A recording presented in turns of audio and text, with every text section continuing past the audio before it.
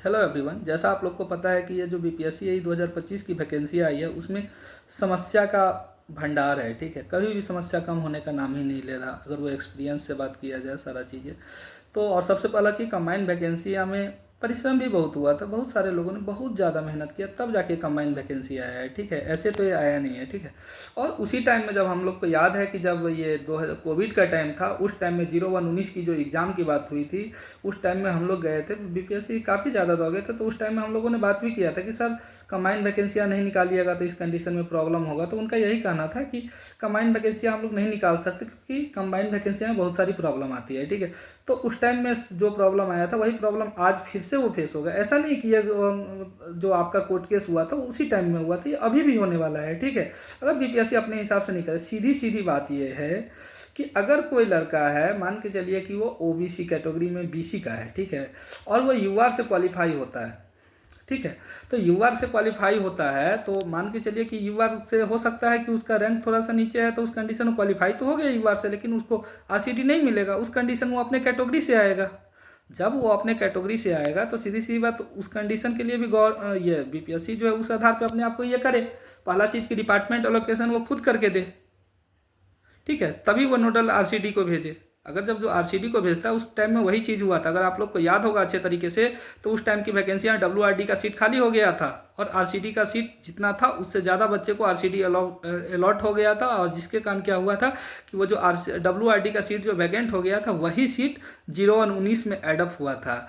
ठीक है, तो ये सेम समस्या इस बार भी आने वाली है। ठीक है, तो और आप लोग को पता है कि अभी 15 सितंबर हम लोग का ये इंजीनियर्स डे होता है, तो उस दिन मुख्यमंत्री जी कहीं ना कहीं डिफरेंट जगह पे जाते ही रहते हैं, तो उस कंडीशन में उस दिन स्ट्राइक रखा गया है। ठीक है, तो ज़्यादा से ज़्यादा लोग वहाँ पे पहुँचे। ठीक है, लड़कियाँ की भी अपनी सहभागिता दिखाए, क्योंकि यहाँ पे 140 सीट की बात हो रही है कि वो 02/17 के केस के कारण ये 140 सीट कहीं ना कहीं से उसको समायोजित करने की बात हो रही है। तो हो सकता है कि ये वैकेंसी में भी कि आपका 2025 से कट हो जाए। ज़्यादा संभावना नहीं बनती कि यहाँ से कट हो, क्योंकि मुझे ऐसा लग रहा है कि जब ये कंबाइंड वैकेंसी दिया गया था उसी टाइम में ये लोग 140 सीट के अप्रॉक्सीमेटली उसी टाइम में ये कर लिया था। उसके पास और भी ऑप्शन है भैया, सीधी सीधी बात यह कि आरसीडी नोडल एजेंसी है और उसके पास डिफरेंट जो भी डिपार्टमेंट होती है वो कहीं ना कहीं कुछ सीटें बचा के ही रखती है। ठीक है, तो इस कंडीशन में मान के चलिए कि वो वैकेंसियाँ तो एडअप हो जाएगी। ठीक है, वो उसका समायोजित हो जाएगी, ये चीज़ मैं मान रहा हूँ, लेकिन इसके लिए आपको भी प्रेशर बनाना पड़ेगा, क्योंकि जब आप प्रेशर बनाएंगे तभी ये हो सकता है कि आपके वैकेंसी से सीट कट ना हो। और जजमेंट में ही भी ऐसा ही चीज़ लिखा हो, लेकिन जजमेंट में और चीज़ें लिखा हुआ है। अगर आप जजमेंट को अच्छे तरीके से पढ़ेंगे तो उसमें ये भी चीज़ें लिखा है कि ऐसा भी ना हो कि फ्यूचर की वैकेंसी को ये किसी भी प्रकार से इफेक्ट करे। ठीक है, तो ये सारा चीज़ें हैं। दूसरा चीज़ की एक्सपीरियंस का मैटर है। एक्सपीरियंस का मैटर आप लोग को पता है कि बहुत ज़्यादा है, तो ये एक्सपीरियंस का मैटर भी कहीं ना कहीं देखिए, 25 मार्क्स तो सही है 5 ईयर का, और सही बात यह है कि सोचना भी चाहिए 25 मार्क्स, क्योंकि आप खुद सोचिए ना, 400 मीटर का रेस है, किसी को 133 मीटर आगे खड़ा कर दिया जा रहा है और आपको जो है जीरो से स्टार्ट करने के लिए बोला जा रहा है दौड़ने के लिए। 133 के बाद उसको उधर कितना बच जाएगा, 167 बच जाएगा। ठीक है, तो उसको 267 किलोमीटर सॉरी उसको 267 मीटर ही दौड़ना है और आपको जो है पूरा 400 मीटर दौड़ना है, तो वो आपसे पहले 133 मीटर आगे है। ठीक है, और यहाँ पे भी अलग अलग मैटर है। मान के चलिए जो भी आपका मार्क्स है उसको 0.75 से भी ये कर दे रहा है, तो ये अप्रॉक्सीमेटली 133 मार्क्स हो जा रहा है। ठीक है, सीधी सीधी बात है कि 25 मार्क्स दीजिए ना 400 में से, कोई दिक्कत नहीं। और सही बात है कि एक्सपीरियंस के अगेंस्ट में आप जा भी नहीं सकते। ठीक है, सीधी सीधी बात है कि आप खुद एक ऑर्गेनाइजेशन हो जाइए और वहाँ पे अगर जब मान के चलिए कि कोई अगर ये है एक्सपीरियंस होल्डर है, तो आप भी चाहेंगे कि हाँ मुझे एक एक्सपीरियंस होल्डर ही चाहिए, लेकिन इसका मतलब ये भी नहीं कि एक्सपीरियंस होल्डर को इतना ही मार्क्स दे दिया जाए कि मतलब कि फ्रेशर कहीं से रेस में ही ना रहे। ऐसा भी नहीं करना चाहिए, 25 मार्क्स काफ़ी होता है, क्योंकि 1 मार्क्स से सिलेक्शन और रिजेक्शन होता है। ठीक है, तो आप 25 मार्क्स तक दिया जा सकता है और इसके अगेंस्ट में नहीं जाना चाहिए हम लोगों को। हाँ, लेकिन 25% अप्रॉक्सीमेटली 133 मार्क्स हो जाता है, वो काफ़ी हो जाता है, उसके अगेंस्ट में हम लोग को ये करना चाहिए। और 15 सितंबर को इंजीनियर्स डे है, उस दिन डिफरेंट माध्यम से हम लोगों ने प्रयास किया किसी भी तरीके से मुख्यमंत्री जी तक मिलना चाहिए। और सही बात यही है, मान के चलिए आप लोग कि आपका ये जो भी चीज़ें हैं इसको सही तरीके से अगर कोई हस्तक्षेप करेंगे और सही तरीके से डिसीजन भी लेंगे एट अ टाइम, तो माननीय सीएम ही ऐसा कर सकते हैं, बाकी बात कोई नहीं कर सकते। हालांकि ये संवैधानिक तरीके से तो सही नहीं है, लेकिन आप तो जान ही रहे हैं कि संवैधानिक सब कुछ होता कहाँ है, बस वो नाम का रह गया है कि ये मतलब ये ऐसा है कि ये खुद से अपना फैसला ले सकता है, लेकिन ऐसा कुछ होता नहीं, वो तो आप सब लोग जानते हैं और हम भी जानते हैं, ठीक है। और ये ऐसा नहीं कि ये इसी टाइम में ऐसा हो रहा, हर एक टाइम में ऐसा ही हुआ था, ठीक है। मैं किसी भी गवर्नमेंट को कंडेम नहीं करता हूँ, ठीक है, लेकिन जो चीज़ें सही है सो सही है। वो चीज़ आप भी जानते हैं कि अगर आप लोग को याद होगा तो बीपीएससी 67वीं या 68वीं का एग्ज़ाम था आई थिंक। तो उस टाइम में मुझे याद है कि एग्ज़ाम कैंसिल, मतलब एग्ज़ाम डेट पोस्टपोन करने के लिए बहुत सारे बच्चे आवाज़ उठे, लेकिन कुछ नहीं हुआ। इवन कि कितना आंदोलन हुआ, दिलीप जी भी वहाँ पे गए, बहुत सारी चीज़ हुआ, लेकिन इसका कुछ फलाफल मिला नहीं। लेकिन कुछ लड़के दिल्ली में थे, वो लोग गए। मुख्यमंत्री जी उस टाइम में अपना इलाज करवाने के लिए अक्सर दिल्ली जाते ही रहते हैं, तो उस टाइम में वो दिल्ली गए थे। तो दिल्ली में कुछ लड़के वहाँ पे गए जो यूपीएससी के एस्पिरेंट्स थे। उनका कहना था कि सर देखिए उसी टाइम में मेरा मेंस है, तो इस कारण हम बीपीएससी पीटी का सही तरीके से प्रिपेयर नहीं कर पाएंगे, क्योंकि सिलेबस डिफरेंट है, क्योंकि यहाँ पे बिहार स्पेशल भी अलग पढ़ना पड़ता है, तो ये पॉसिबल नहीं है। कम से कम थोड़ा सा टाइम एक्सटेंड करवा दिया जा रहा है। और मुझे याद है कि वो एट अ टाइम फ़ोन लगाए थे और एट अ टाइम डिसीजन लिए थे, ठीक है। सेम वही चीज़ आज भी है। देखिए बात रह गया कि डिफरेंट डिपार्टमेंट जाना। आप कहीं पे भी जाइए, आपका कहना यही होगा कि हम बीपीएससी के पास जाएंगे। बीपीएससी के पास सभी लोग जाके देख चुके हैं, वहाँ पे कुछ भी नहीं होता। बीपीएससी के पास जाते, बीपीएससी का भी जो भी लोग है सारा चीज़ यही बोलता है, हाँ तुम्हारे साथ रियल में बहुत अन्याय हो रहा है। लेकिन अन्याय हो रहा है, लेकिन सीधी सीधी बात बोलता है कि इसको हम कुछ नहीं कर सकते, ठीक है। सेम ऐसे ही आरसीडी के पास गया, वहाँ पर भी लोग यही चीज़ बोलते हैं कि तुम्हारे साथ अन्याय हुआ, लेकिन इसको हम कुछ भी नहीं कर सकते, ठीक है। तो ये क्योंकि ये वहाँ से कैबिनेट से ये हुआ है, ठीक है, तो इसमें कोई भी कुछ भी नहीं कर सकता है, ठीक है। सेम ऐसे ही गैड के पास गया, तो गैड भी सेम यही चीज़ें लाइन बोलते हैं, जो कि तुम्हारे साथ अन्याय तो रियल में हो रहा है, क्योंकि 25 मार्क्स काफ़ी होता है। ऑब्वियस सी बात है यार, सिलेक्शन और रिजेक्शन 1 मार्क्स डिसाइड करता है। यहाँ पे 25% अप्रॉक्सीमेट 133 मार्क्स होता है। पहला चीज़ कि मैं ये पहला वैकेंसी देख रहा हूँ ओवरऑल इंडिया का असिस्टेंट इंजीनियर का वैकेंसी, जिसमें विदाउट एक्सपीरियंस, मतलब कि विदाउट इंटरव्यू लिए आपका सिलेक्शन हो रहा है, ठीक है। एक्सपीरियंस का वेटेज देना कहाँ से, मैं खुद बोल रहा हूँ कि आप उन्हें 133 मार्क्स क्यों दीजिएगा, 200 मार्क्स दे दीजिए ना। लेकिन इसका एक तरीका कीजिए ना कि उसको बोलिए ना 2.5 गुना बच्चा में आने के लिए, इंटरव्यू के लिए कॉल हो जाए, इसके बाद जाकर उसका मार्क्स आप ऐड कर दीजिए।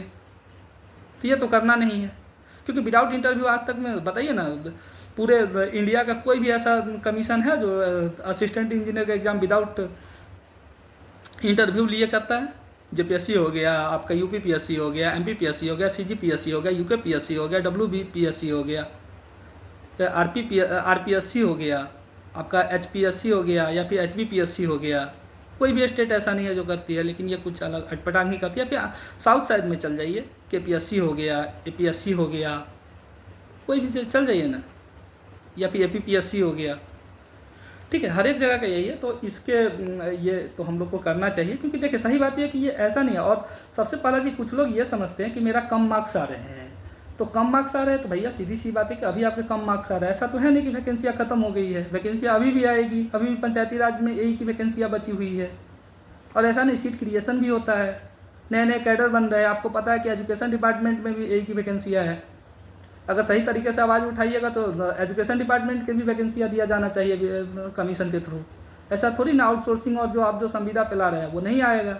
लेकिन आप लोग पहले यूनाइट तो हुई है, ऑलरेडी इंजीनियर की जनसंख्या बहुत ही कम है, हम लोग वैसे ही अल्पसंख्यक में आते हैं, और ऊपर से हम लोग यूनाइट नहीं होंगे तो कुछ भी नहीं हो सकता है, ठीक है।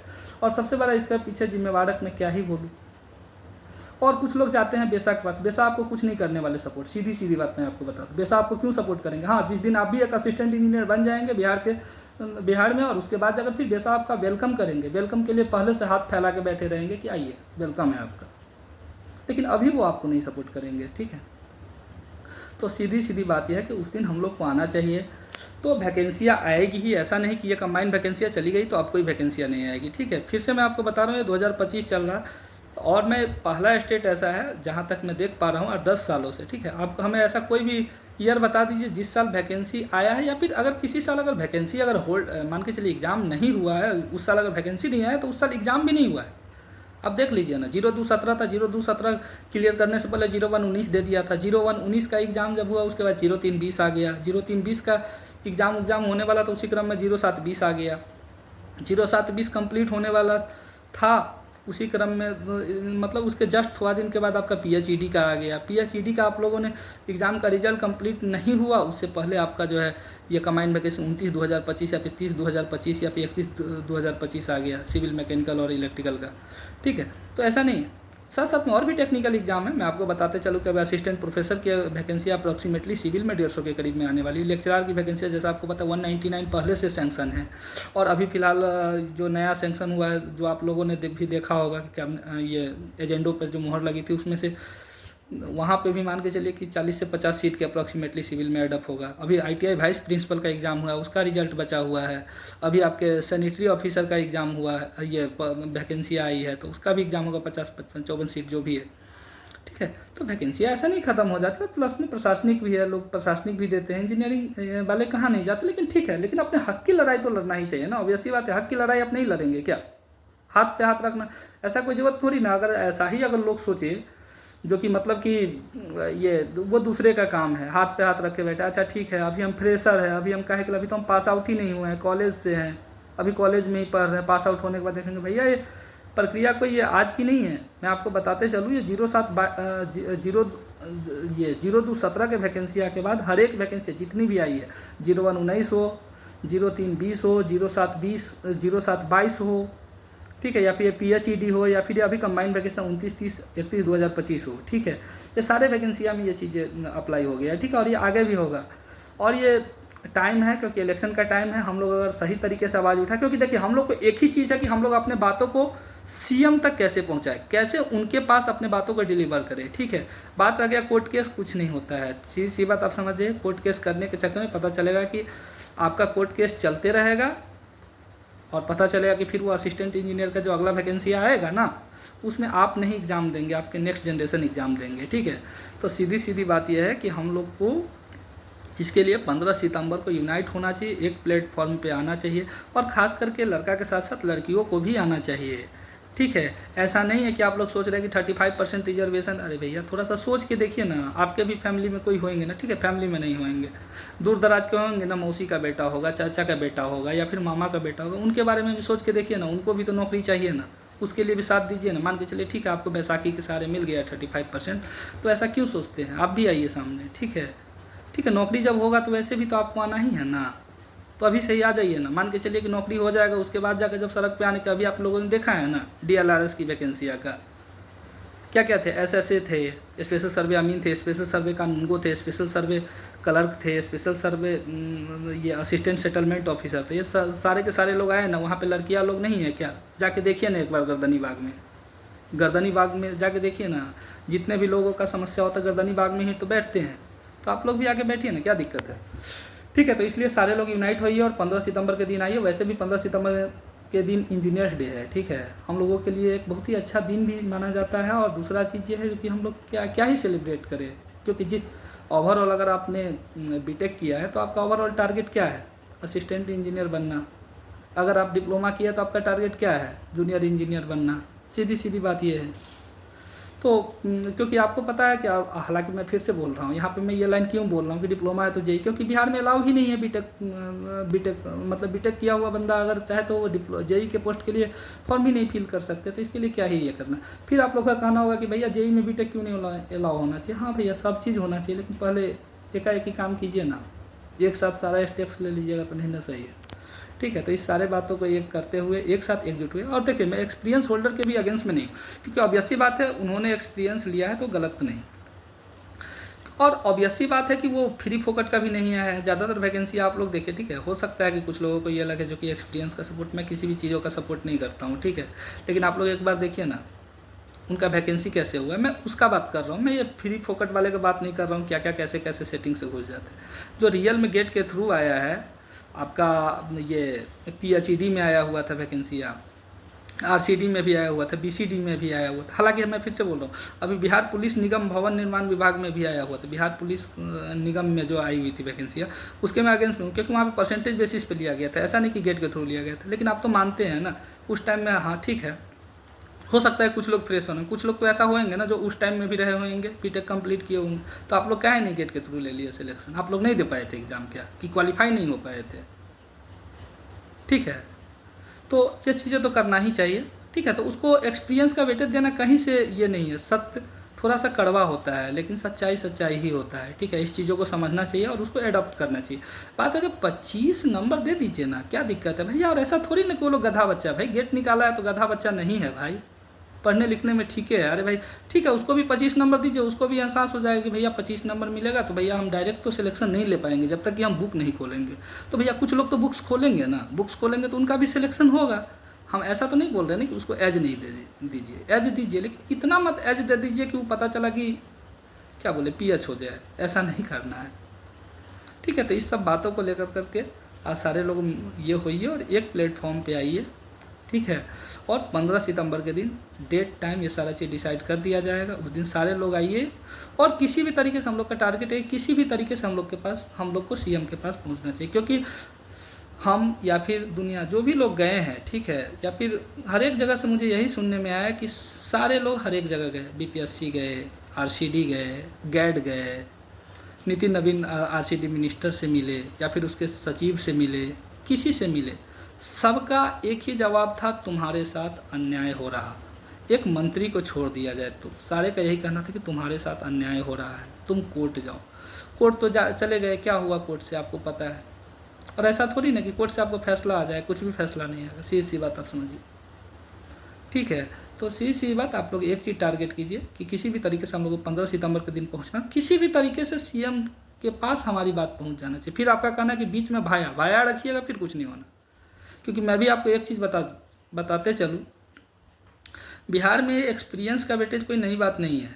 ठीक है, काफ़ी दिनों से चलते आ रही है। आप लोगों ने देखा होगा जेई में भी एक्सपीरियंस का वेटेज मिलता है, एई में भी मिलता है, इससे पहले असिस्टेंट प्रोफेसर और लेक्चरर में भी मिला था। वहाँ पर लोग कॉन्टैक्ट पे जो भी लोग असिस्टेंट प्रोफेसर या फिर लेक्चरर थे डिफरेंट पॉलिटेक्निक कॉलेज या फिर इंजीनियरिंग कॉलेज में। ठीक है, तो सीधे तो नहीं मिलता है, हालांकि मैं कुछ बोल नहीं पाऊँगा कैसे मिलता है, वो आप लोग को बेहतर पता होगा कि कहाँ पर किस टेबल पर पहुँचना पड़ता है। ठीक है, तो ऐसे तो नहीं मिलता। वो सारे लोग भी यूनाइट होकर उसके लिए कुछ किए हैं, बहुत सारे परिश्रम किए, तब जाकर उनको एक्सपीरियंस का वेटेज मिला है। तो इतना जल्दी ये हटना नहीं है। ठीक है, और ये हटा एक ही आदमी सकता है, नीतीश कुमार। नीतीश कुमार से बेहतर कोई जानते भी नहीं है इसके बारे में। ठीक है, उनको आप बोलिए ना, सारे समस्या बताएंगे ना, उनको ज़्यादा एक्सप्लेन करने की जरूरत नहीं पड़ेगा, वो समझ जाएंगे।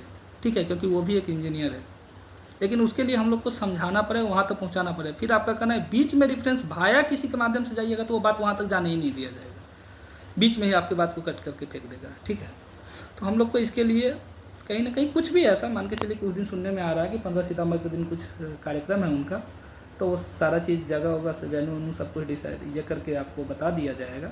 और या फिर डिफरेंट माध्यम से आपको मिल ही रहा होगा, जैसे कि टेलीग्राम हो गया, व्हाट्सएप ग्रुप हो गया, ठीक है, फंडेड ग्रुप हो गया, सब जगह से आप लोग को मिल ही रहा है। ठीक है, और डिफरेंट कोचिंग भी है, जैसे कि फार्मूलेटर हो गया या फिर और भी कोचिंग है, तो वो लोग आपको डिफरेंट माध्यम से बता ही देंगे उस दिन की। तो इसलिए 15 सितंबर के दिन सारे लोग आइए और सारे लोग सड़क पे निकलिए ना एक बार रोड पे। ठीक है, लेकिन दिक्कत यह है ना कि हम सारे लोग इंजीनियर हैं, हम लोग को टेलीग्राम में ही ज्वाइनिंग चाहिए, टेलीग्राम में ही एग्ज़ाम चाहिए।